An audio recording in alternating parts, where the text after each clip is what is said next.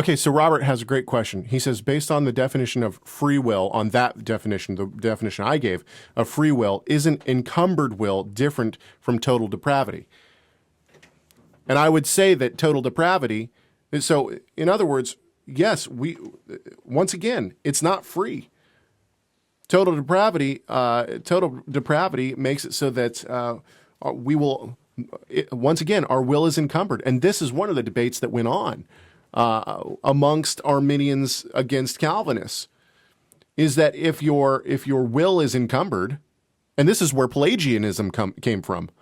The idea, the whole argument of Pelagius was, yes, if we are encumbered by sin, original sin, then our will is not free. It's encroached upon. Luther makes this very clear in his opening statements. I think it's within the first 30 pages of his book on the bondage of the will. You know, he's talking about that we have absolutely no choice and nothing to do with our salvation. We have no access to God, to a holy God. Exactly, and he does that through. That's what total depravity is. That's what total depravity is. And the Pelagius and them said, no. There's no such thing as original sin. It doesn't pass down from, we're not the elect or I'm sorry. Each human is born good and free, spotless, ready to go. There's no such thing as original sin. And a person's sin, that is, i.e. Adam's sin, a person can't be judged for sin of someone else.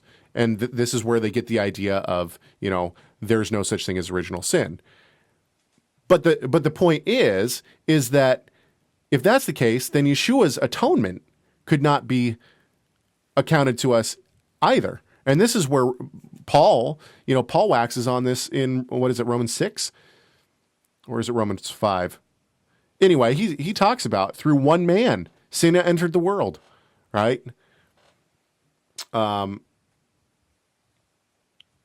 So Robert says, encroached upon is different than totally unable. If you want to talk about two separate things, the idea is that, yes, even no matter what, the idea of free will is not a thing.